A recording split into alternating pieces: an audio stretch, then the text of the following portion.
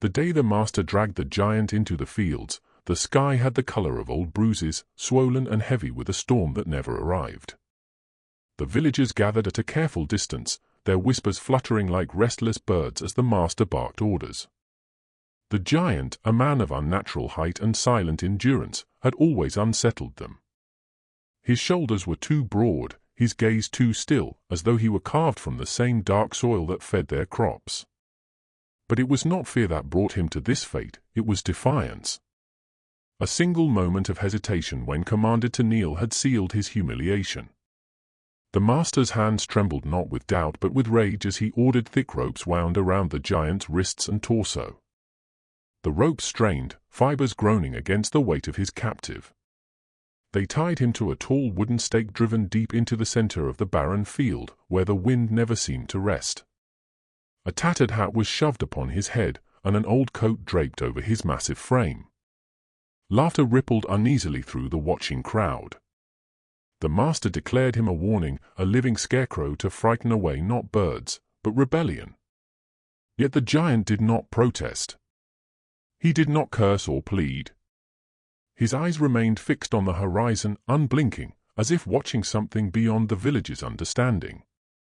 The wind tugged at his coat, making it flutter like broken wings. As dusk descended, the master lingered a moment longer than necessary, staring into those still eyes. For a flicker of a second, he felt something unfamiliar, an unease that crept under his skin like cold water. Night fell thick and suffocating. The field swallowed sound, and the air carried a strange weight. Some villagers swore they heard the ropes tightening on their own, creaking softly as if pulled by unseen hands. Others claimed the giant's shadow stretched longer than the moon allowed, bending in directions no body could follow. But when dawn arrived, the giant remained there, unmoved, rigid against the pale light. By the second day, the crows gathered. They circled high above him but refused to land. Their shrill cries pierced the silence, yet not a single bird dared perch upon his shoulders. The master scoffed at the murmurs spreading through the village. "He is flesh and bone," he said.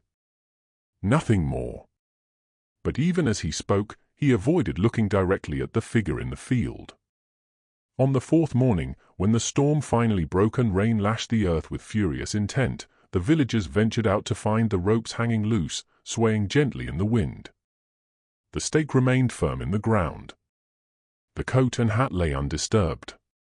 But the giant was gone. The morning the master decided to make an example of the giant, the village awoke to a sky bleached of color, as though even the sun had chosen to keep its distance.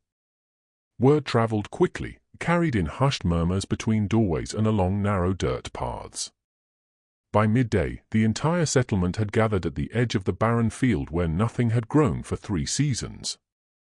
The earth there was cracked like parched skin, its surface split into jagged veins that seemed to pulse with quiet resentment. It was the perfect place, the master had declared.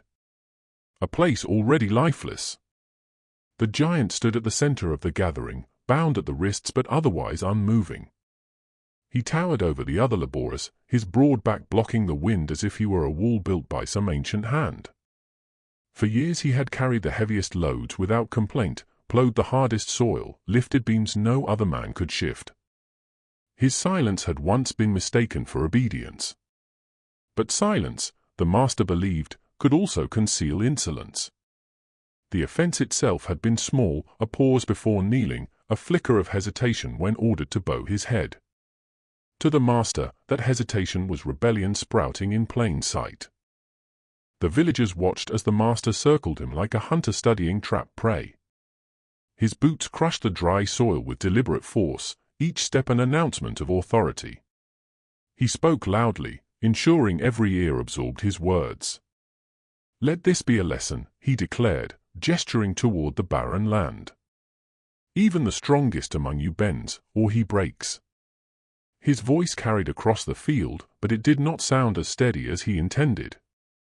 There was something brittle beneath it, something that trembled.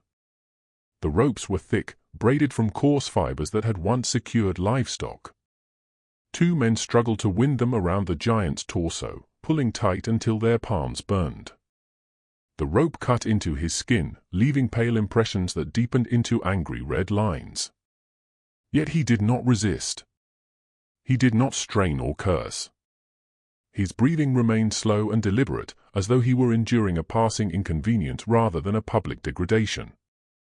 That calm unsettled the crowd more than any struggle would have.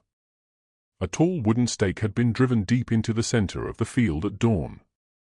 The master himself had supervised its placement, insisting it stand higher than any scarecrow the village had ever built.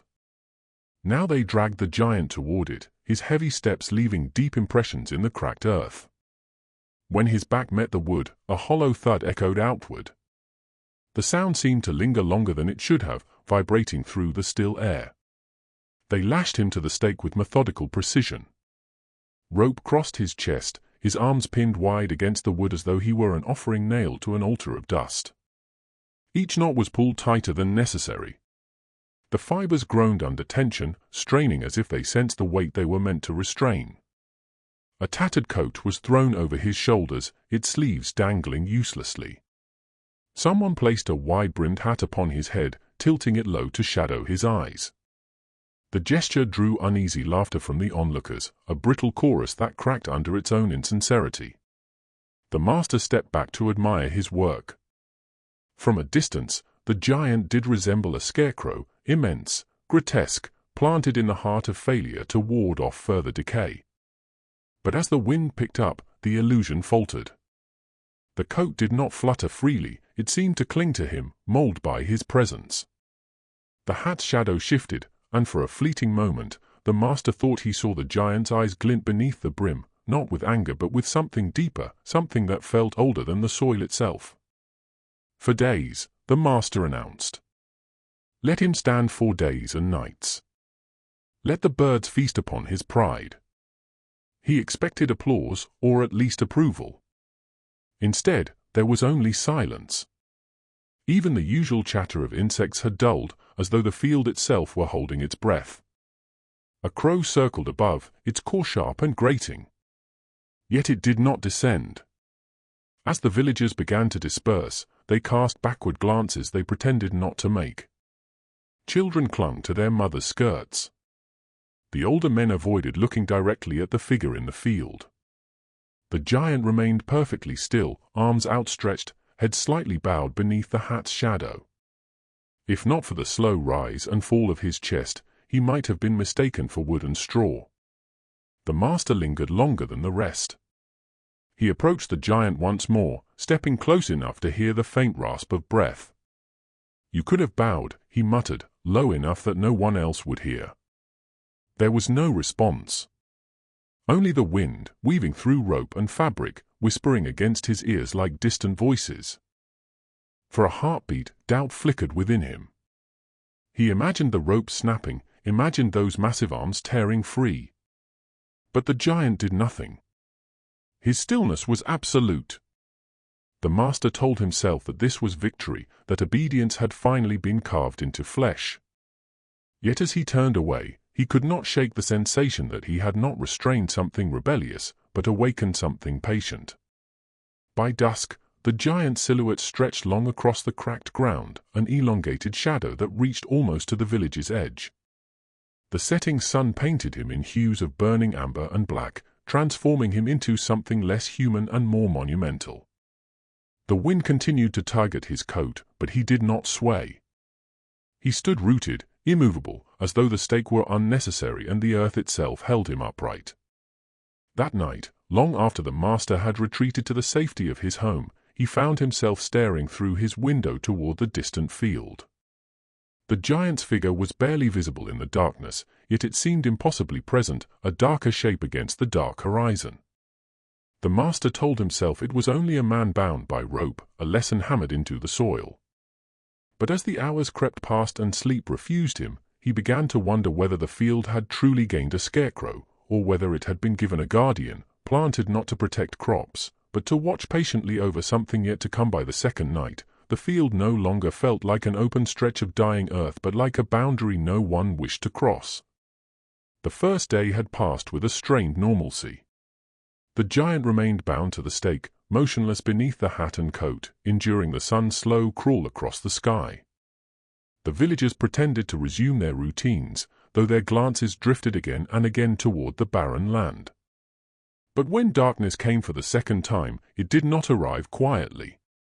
It settled over the village like a lid closing on a coffin. The wind rose after sunset, sharp and restless. It threaded through narrow alleys and under doorframes, carrying with it the dry scent of cracked soil. From their homes, the villagers could see the faint outline of the giant against the horizon. The moon hung thin and pale, offering little comfort. At first, there was only the ordinary chorus of night insects. Then, gradually, that chorus began to thin, as though silenced by some unseen signal. The first whisper was heard by a shepherd returning late from tending his flock. He swore later that it had not been the wind. It had shape and rhythm, a murmur too deliberate to be accidental. It drifted from the direction of the field, rising and falling in a cadence that brushed against his ears like breath. He froze on the path, straining to understand the sound, but it dissolved the moment he focused on it. When he hurried home and barred his door, he told no one, convincing himself it had been imagination. Others were not so certain. A widow whose house faced the field claimed she saw movement long after midnight. She had been unable to sleep and sat by her window, her oil lamp turned low. Through the glass, she watched the giant silhouette. At first, it seemed unchanged. Then she noticed the coat shifting, not fluttering with the wind, but twitching in abrupt, jerking motions. The sleeves lifted as if tugged from within. She leaned closer, her breath fogging the pain. The ropes appeared taut, stretched tight across the figure's chest. Yet she could have sworn the head tilted, just slightly, as though listening. By the time she dared to blink, the figure had resumed its rigid stance. The hat remained low, the arms extended. The widow pressed her palm against her mouth to silence a rising cry. She told herself the wind was playing tricks, that shadows deceive more easily at night. Still, she did not look again. Closer to the field, two young men lingered in secret, emboldened by foolish curiosity. They crept along the outer edge of the barren land, stopping well short of the stake. From there, they could see the giant clearly in the moonlight. He seemed unchanged, a massive outline against the silvered earth. One of the youths laughed nervously, tossing a pebble toward the stake. It struck the ground with a faint tap. The whispering began then, clearer this time, threading between them like cold smoke. It did not come from a single direction. It circled them, brushing their ears with fragments of sound that almost formed words. One swore he heard his name carried in the murmur. The other insisted it was only wind passing through the rope fibers. They argued in hushed tones, their bravado draining as the sound thickened. The giant remained still, yet the air around him seemed to ripple, distorting the moonlight. Then the ropes creaked. It was a slow, deliberate sound, distinct from the restless wind. The fibers groaned under pressure, as if strained by weight shifting against them. Both youths froze. The giant's arms had not moved, at least, not visibly. But the ropes tightened, digging deeper into his frame. The wood of the stake answered with a faint crack, splintering under stress that should not have existed. The young men did not wait for proof. They fled, stumbling over dry furrows, chased by whispers that followed them to the edge of the village before fading abruptly. Word spread by morning, though no one admitted its source. The master dismissed the rumors with sharp contempt. "Fear breeds foolishness," he said, his voice echoing across the courtyard. "The man is bound. The stake is solid. Nothing moves but the wind." Yet even as he spoke, he avoided looking toward the field. He had heard the creaking himself in the early hours, carried faintly through his open window. He had told himself it was the house settling. That evening, Livestock grew restless.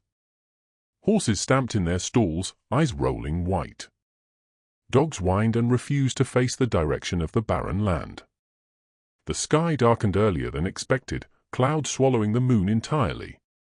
Without its pale glow, the field became a void, swallowing shape and distance alike. Only the faintest outline of the giant remained, a deeper shadow against the black. The whispers returned, louder now. They rose and fell like breath drawn through unseen lungs. Some villagers claimed the sound carried grief, others heard anger. A few insisted it was neither, but something older and more patient, like the murmur of roots spreading beneath soil. Windows were shuttered. Doors were barred. No one dared approach the field again. Near midnight, a single lantern flickered to life at the master's window. He stood there, staring into the darkness. He could not see the giant clearly, yet he felt the weight of that distant presence. The wind shifted abruptly, carrying the sound straight toward him.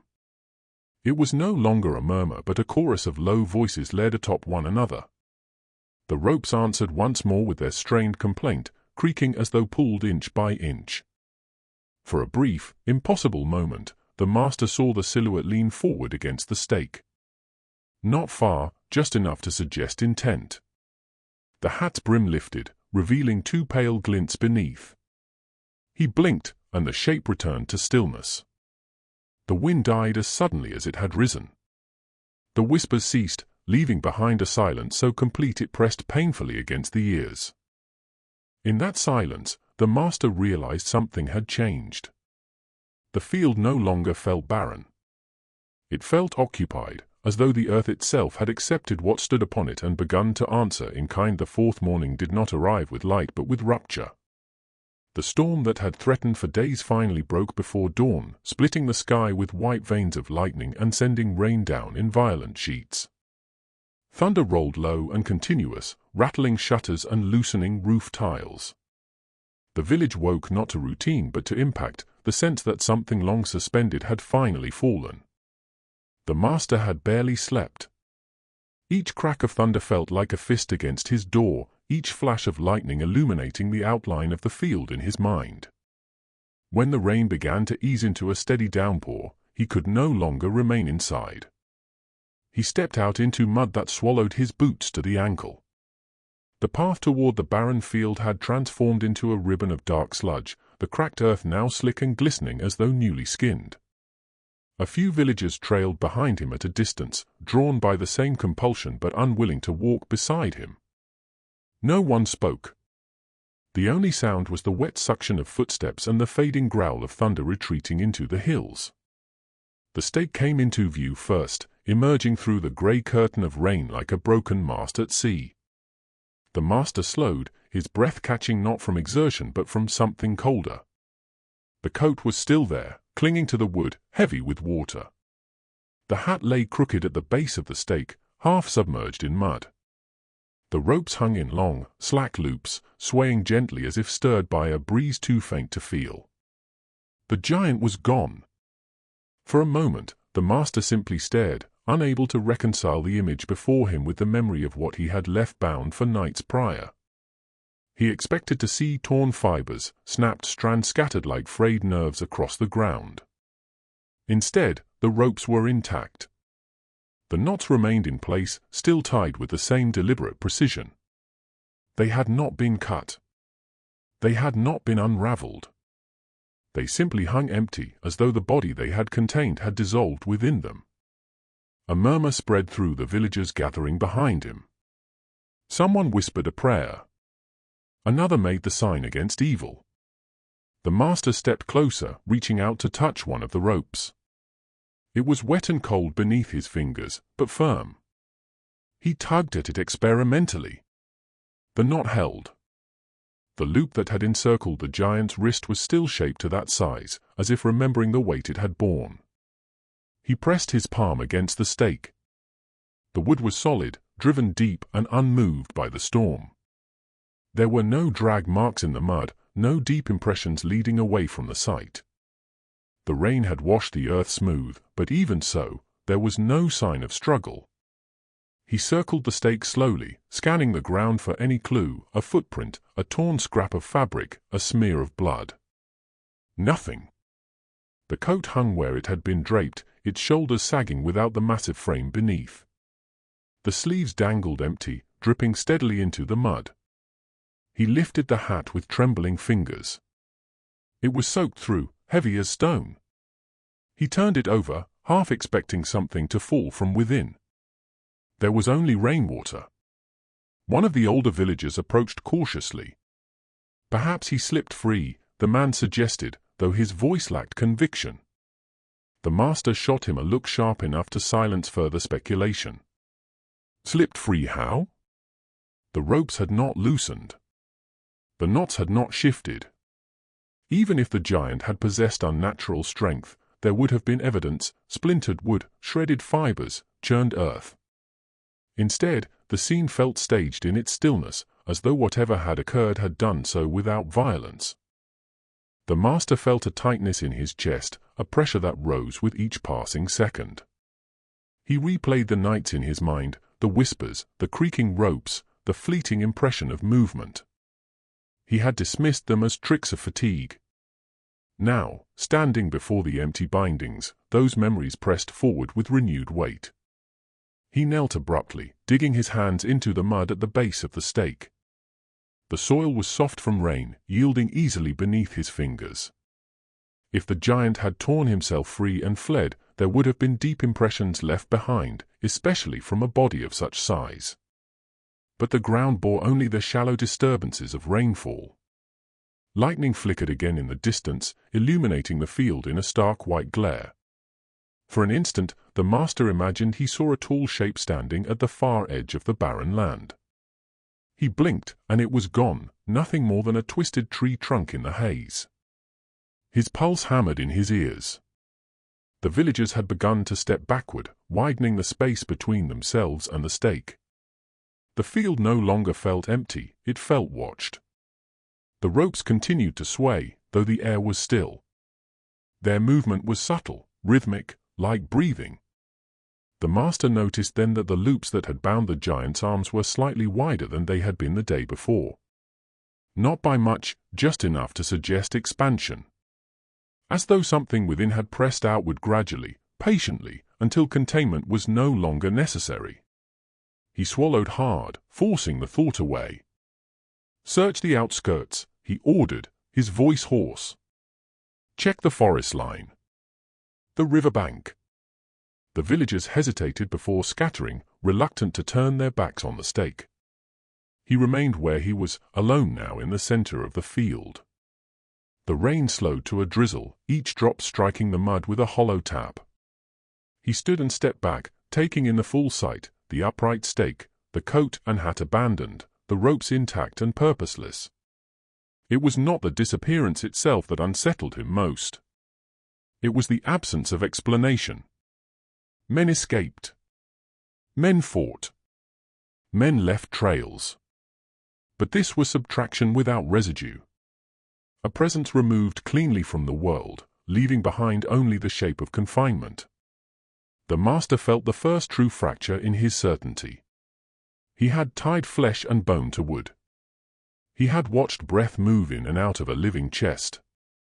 And now there was nothing, no sign of departure, no proof of freedom, only the hollow echo of something that had stood there and chosen, somehow, to no longer be bound at first. The change in the crops was so subtle that no one dared speak of it. The barren field where the giant had been tied remained empty, its cracked soil darkened only by the recent storm.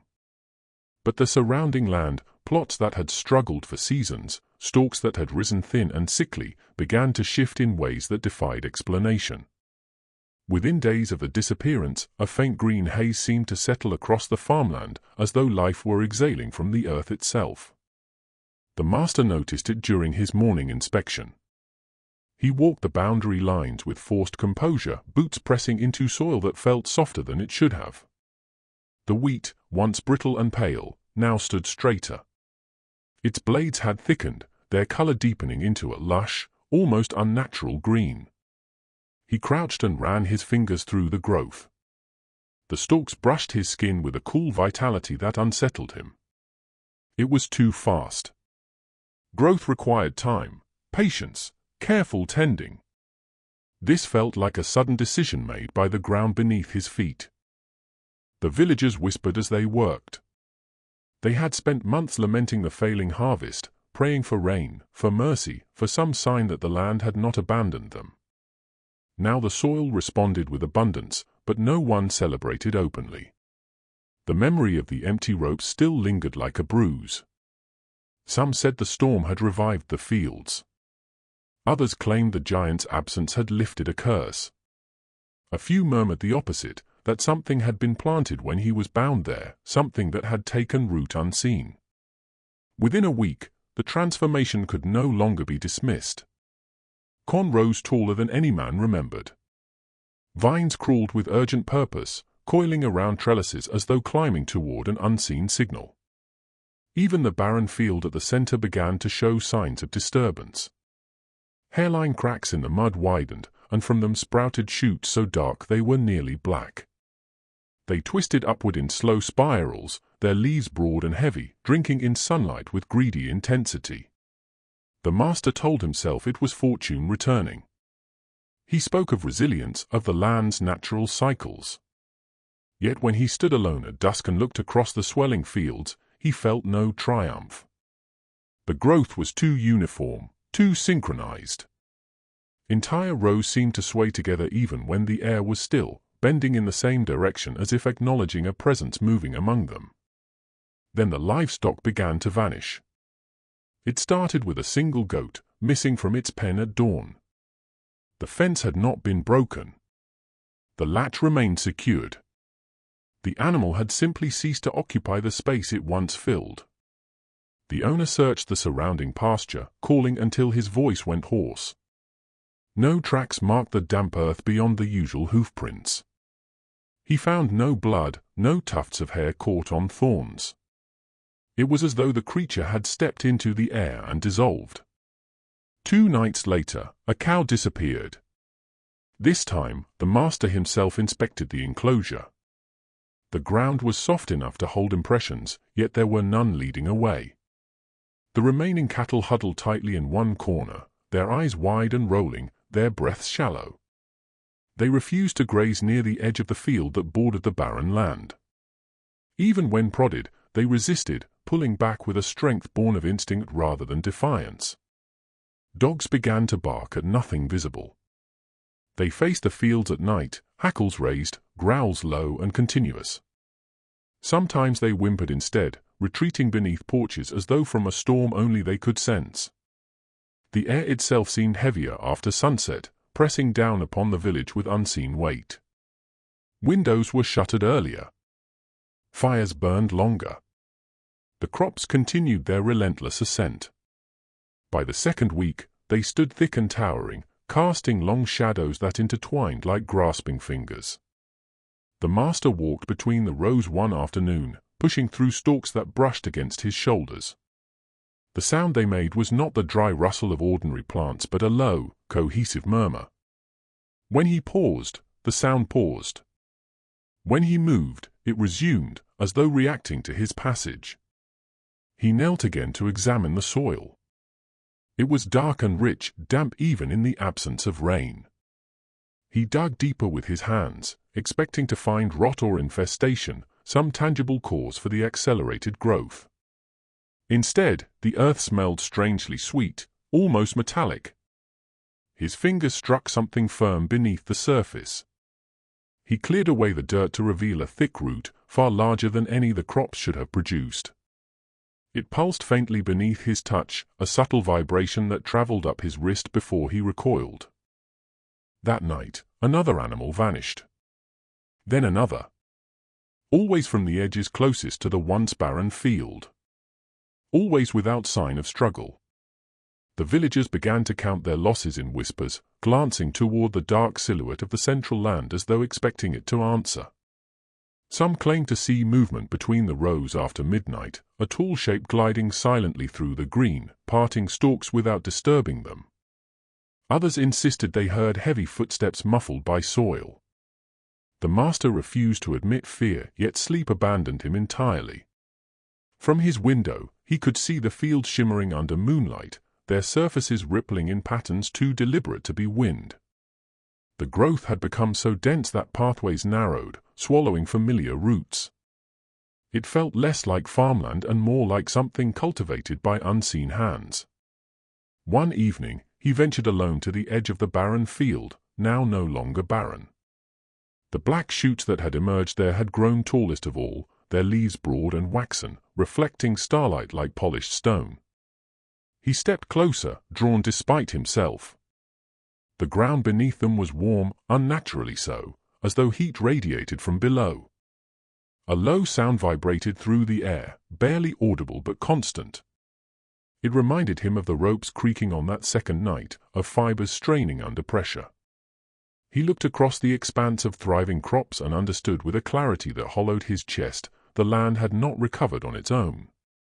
Something had fed it. Something had rooted itself deep beneath the soil, drawing sustenance from more than rain and sun. Behind him, in the darkness beyond the tallest rows, there was a faint shift, a suggestion of height rising above the stalks before settling again. He did not turn fully to face it. He did not call out. He stood frozen, aware that the abundance surrounding him was not a blessing freely given but a transaction unfolding beneath his feet, one that continued to claim payment in silence. On the first night he saw it, the master told himself it was only memory playing tricks against the dark. He had stepped outside because the walls of his house felt too close, the air inside too stale to breathe. The fields shimmered faintly beneath the moon, their unnatural abundance whispering in slow, synchronized waves. At the far edge of his property, just beyond the thickest line of crops, something stood taller than the rest. It did not move. It did not sway with the plants. It simply existed, a vertical interruption against the silver horizon. He narrowed his eyes, trying to measure it against the fence posts. It seemed broader than wood, too symmetrical to be a tree. For a moment, lightning flickered far off in the hills, illuminating the shape in sharp relief. He glimpsed the outline of shoulders. Arms hanging at unnatural stillness. A head tilted slightly downward, as if observing the land that no longer obeyed him. Then darkness reclaimed it. He did not sleep that night. The second sighting came closer. He had sworn not to look again, yet his gaze betrayed him. When he stepped onto the porch at dusk, he felt it immediately, the weight of being observed. His eyes were drawn without permission to the fields. The shape stood no longer at the outer boundary but halfway between the fence and the barren-turned thriving center. It had not left tracks. The soil, though soft from evening dew, remained unmarked. The crops around it did not bend or break. They parted subtly, respectfully, as though making room. His mouth went dry. He measured the distance in his mind. Impossible. Even if a man had crossed that ground, someone would have seen. The villagers had begun posting quiet watches at night, fearful of further livestock losses. No alarm had been raised. No dogs barked now, they only whimpered softly and pressed their bodies against doors. He told himself it was guilt shaping shadows. A mind burdened by authority sometimes invents consequences. Yet when he stepped forward into the yard, the figure did not retreat. It remained fixed, patient, as though waiting for acknowledgement. On the third night, it stood just beyond the inner fence. The master did not venture outside this time. He saw it from his upper window, framed between swaying stalks that glowed faintly beneath the moon. The height was unmistakable. Taller than any man in the village. Broad enough to eclipse entire rows behind it. The head was uncovered now, no hat cast a shadow across its face. He could not make out features, only the pale suggestion of something where eyes should be, two faint glints reflecting starlight. The wind carried no whispers anymore. The murmurs that once drifted through the night had condensed into silence so complete it pressed against his skull. The crops no longer rustled when it stood among them. They stilled, as if in reverence. He realized then that it never approached directly. It shortened the distance incrementally, night by night, without visible movement. Like a thought inching closer to comprehension. Like a debt collecting itself. By the fourth sighting, it stood at the edge of his yard. There was no mistaking it now. The moon hung full and merciless, washing the world in cold clarity. He had forced himself to remain awake, candle burning low beside him, waiting for the hour when the air thickened.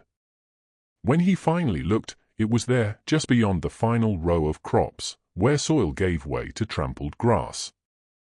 Its proportions were unchanged. Massive shoulders, arms hanging at its sides. The stance was neither aggressive nor submissive. It was the same stillness it had worn when bound to the stake, calm, enduring, unshaken by wind or weather. Only now there were no ropes. No wood anchoring it. Nothing holding it in place except its own decision to stand. His breath fogged the glass. He searched the ground frantically for signs of passage. The dew lay undisturbed. No footprints marred the grass. It had not walked here in any way he understood. It had simply reduced the space between them, erasing yards as though distance were irrelevant. A tremor ran through his chest, not of panic, but recognition.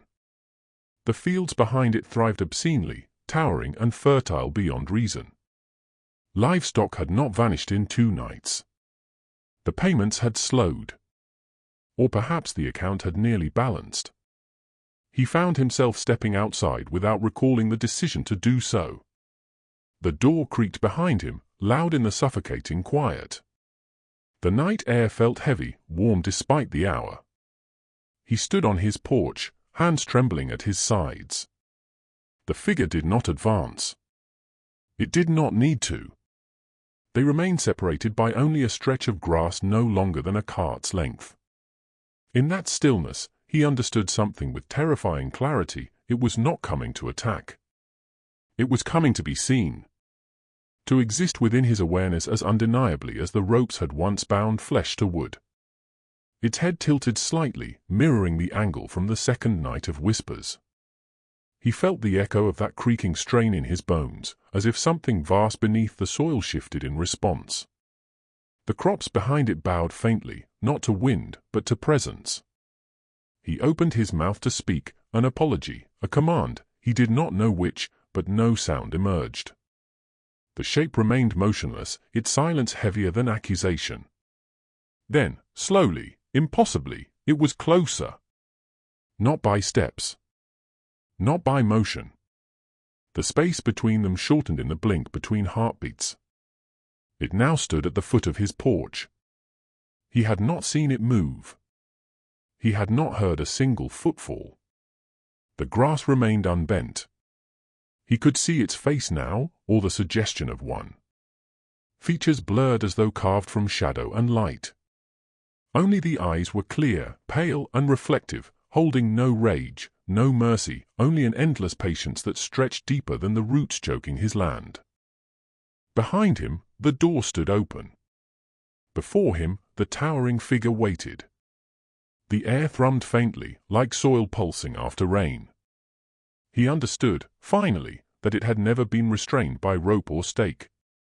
Those had been gestures, illusions of control. What stood before him had allowed itself to be bound. Allowed itself to vanish.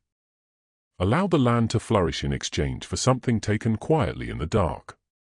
And now, with the distance gone, it had come not to threaten, but to collect what remained unpaid.